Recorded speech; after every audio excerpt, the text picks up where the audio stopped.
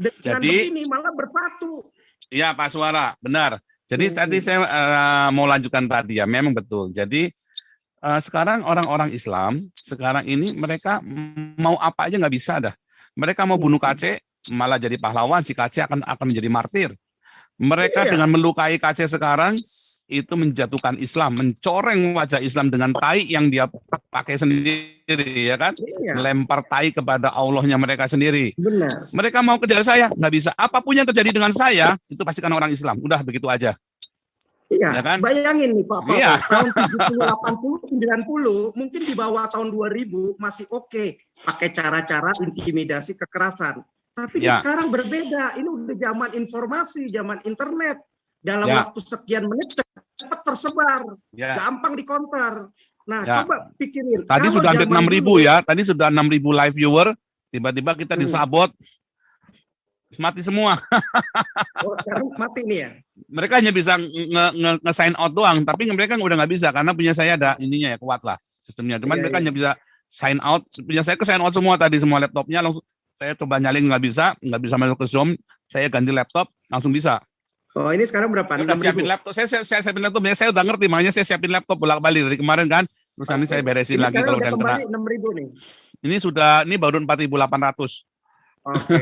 Oke, Pak Suara. Ini biar Pak Avolo dan teman-teman lain juga. Tapi message-nya itu jelas. Berarti artinya sebenarnya tolong teman-teman gunakan ini jadi trigger. Biar mereka jelas. Kalau di bawah tahun 2000 cara-cara kekerasan begitu mungkin masih bisa karena bukan zaman internet. Kalau sekarang zaman begitu sama aja seperti analoginya seorang ayah mukul atau mengancam mengintimidasi anaknya, itu anak kalau sekarang kabur, takut, malu. Kalau dulu anak takut, sekarang kabur. Iya, punya ayah yang seperti itu malu. Nah, sama seperti itu, ayah itu seorang MUI lah analoginya itu. Anak-anaknya yang pada murtad akan malu punya ayahnya seperti itu begitu. Oke. Karena caranya nggak beradab, memalukan. Caranya tidak beradab. Iya, yang jadi bapak geblek. Nah, satu lagi mungkin Pak Paul, mungkin kalau bisa dikasih ke lawyer, tuntutannya itu bukan hanya ke jenderal ini, tapi ke institusi kalau bisa Bareskrim sebagai penanggung jawab. Kenapa sampai kecolongan, membiarkan. Selain Bareskrim, mungkin juga mesti ke negara. Dalam hal ini negara mungkin ke Jokowi, nggak apa-apa. Tuntut tuh 1 triliun karena terjadi pemukulan seperti itu. Nah, mungkin kalah di sini, tapi bisa ke internasional. Minimal ada usaha itu untuk memperlihatkan tuh, mempertontonkan lagi ke dunia ini lagi kasusnya sehingga semakin terbuka lagi tuh. Oke, lanjut Pak Avolo. Lumakan biasa Pak Suara Kebenaran. Nanti komentarnya nanti saya lanjutkan. Pak Avolo, silakan.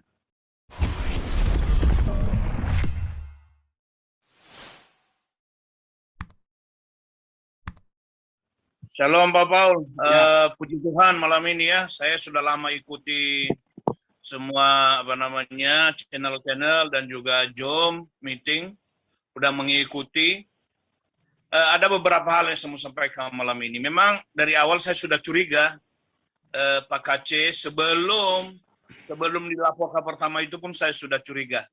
Ini akan dikejar ini, karena setelah Pak Pendeta Saifuddin Ibrahim, mereka akan kejar.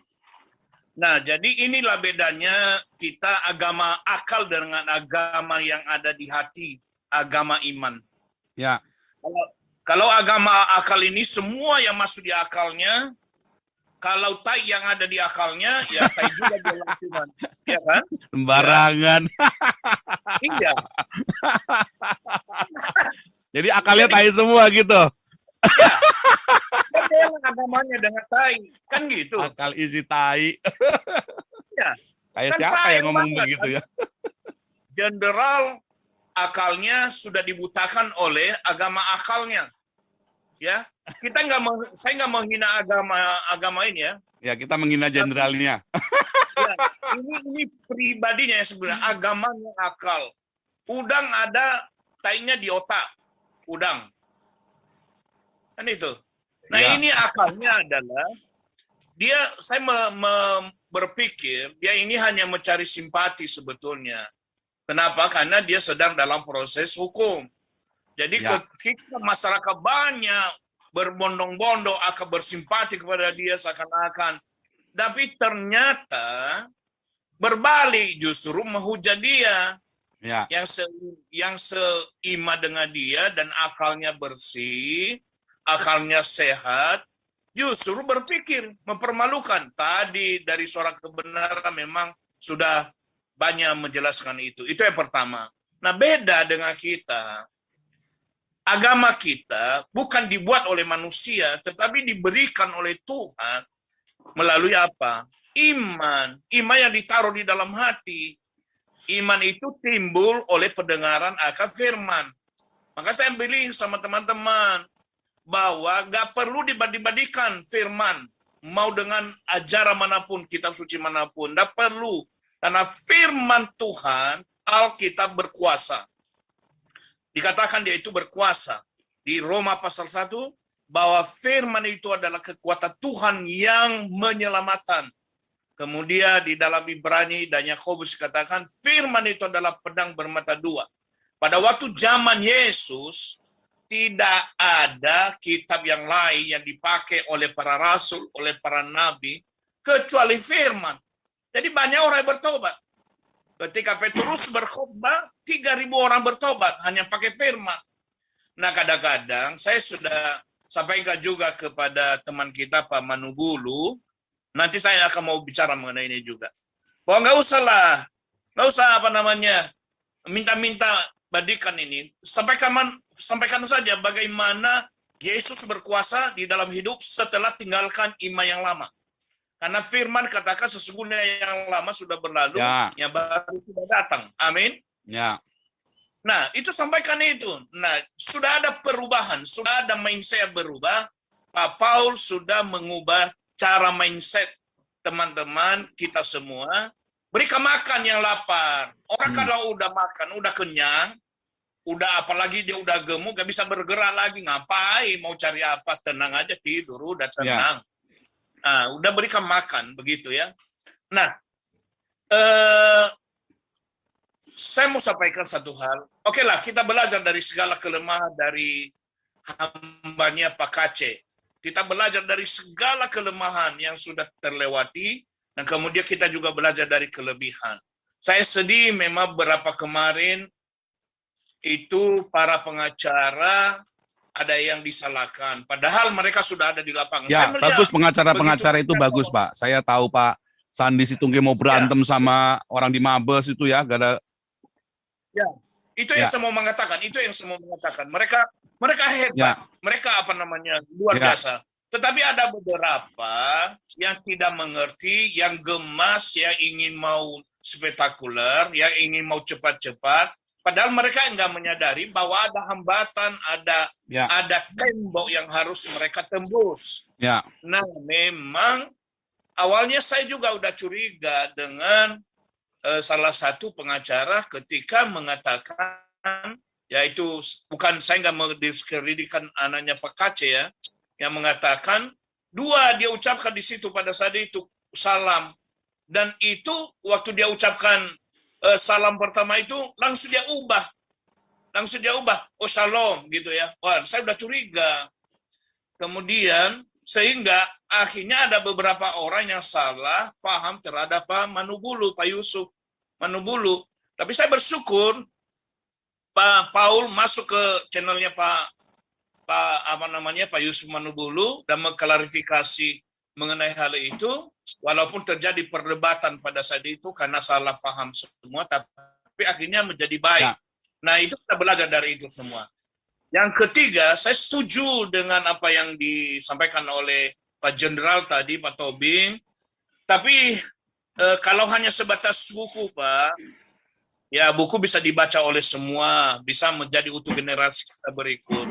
Cuma saya mau mengatakan belajar dari kelemahan dan kelebihan dari Pak Kace tadi, belum ada tim sebetulnya, tim permanen menurut saya, tim permanen yang menjadi tim pembela, bukan saja menjadi pembela dari secara lawyersnya ketika ada kejadian-kejadian, tetapi ada tim kita yang juga bisa meluruskan ke dalam dan kemudian membela ke dalam.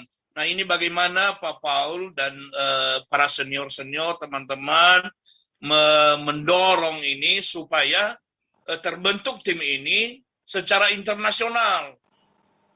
Karena yang tim-tim yang sudah pernah ada itu tim-tim kecil tapi tidak terlalu besar gaungnya ya. Nah, sekarang saya bersyukur dengan perubahan demi perubahan, beberapa kali itu pengacara diubah diberhentikan. Dan itu tentu adalah ada unsur-unsur di dalamnya, unsur negatif, unsur politis segala macam, unsur internal, unsur eksternal, dan itu kita nggak bisa menyalahkan mereka. Tadi siang saya mengikuti press release dari Pak Saifuddin Ibrahim dengan tim pengacara. Saya rasa itu sudah bagus sekali, Nah, kita tinggal berdoa bagaimana perjuangan mereka ke depan. Tapi nanti setelah itu selesai perjuangan ini, apakah mereka berhenti? Nah, ini belum selesai, Pak. Belum selesai, itu. Pak. Kita masih mau class action, makanya tetap kita kumpulkan semuanya. Makanya saya mengundang Pak Herbert, Sandi Situngkil, dan teman-teman untuk segera merapat. Kita mau bicarakan dengan benar untuk melawan, ya, Pak. Artinya bahwa kita ini bukan membela kekristenan saja, karena kekristenan itu nggak perlu dibela, Tuhan saja nggak perlu dibela kok. Teman-teman yang punya kontaknya suaminya Lia Eden, ya, sama yang si Rangga itu, ya, yang lucu itu si Rangga itu Jawa Empire Sunda Empire itu juga nggak benar loh. Dia di penjara nggak boleh loh, dia di penjara begitu loh. Itu adalah penganiayaan, tortur, belum tortur ya, tapi persekusi. Nah, persekusi terhadap suara loh. Dia berhak untuk punya idenya sendiri. Oke. Kalau itu mungkin maksud saya gini Pak Paul, itu boleh ini, tapi mungkin dibedakan. Secara khusus misalnya. Saya tidak bicara materinya, Pak. Saya bicara masalahnya bahwa dia punya hak untuk bicara. Termasuk suaminya Lia Eden, termasuk yang kemarin Ahmadiyah, yang kemarin masjidnya dibakar, yang sama FPI di Parung itu dibakar hidup-hidup sama orangnya itu kan. Mereka punya hak untuk bicara. Ayo merapat kemari. Ya, kita akan sama-sama teriakkan. Saya berharap bukan cuma dari orang Kristen saja, tapi dari berbagai elemen suku, agama, kelompok, ras, ya, dan golongan. Ya, nah yang terakhir saya mau sampaikan, kasihan sebetulnya kepada teman-teman Muslim, karena saya juga ada keluarga ya, keluarga Muslim, ya, saya punya keluarga, baik keluarga saya dari Nias maupun dari Jawa Muslim. Kasihan, kenapa? Dengan para tokoh-tokoh yang berbicara, saya menjadi heran, kenapa para ustadz-ustadznya ini, kok yang mereka ketika khotbahnya Alkitab, kok begitu cinta mereka kepada Alkitab ini? Berarti mereka sendiri tidak menguasai tentang kitab sucinya. Sehingga kepelesot, sehingga salah-salah mereka mengucapkan. Kalau seandainya mereka ingin tahu kebenaran, benar-benar mau mengkhotbahkan kitab suci itu, Alkitab yang kita yakini ini, ayo belajar dulu dari A sampai Z. Kita ajari mereka, siap, gak apa-apa. Nanti habis itu khotbahkan, gak apa-apa. Jadi saya menjadi kasihan kepada mereka, gak punya bahan.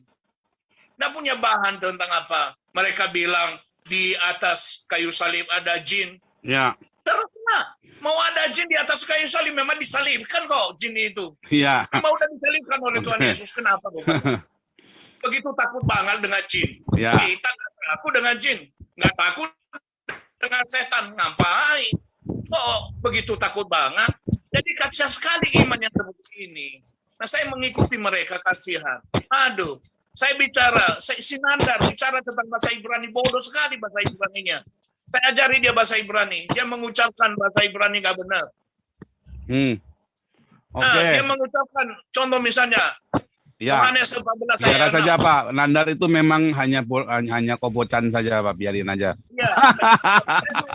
Nandar nggak berani masuk sini Pak. Nandan nggak berani masuk sini, dia tahu saya pandai bahasa Ibrani, dia takut ya. Makanya dia Betul. kalau ketemu saya dia langsung lari, Pak, kabur, Pak. Betul, Pak. Oke, ini nih biar lanjut dulu ya, biar gantian ya, Pak Luman Raja.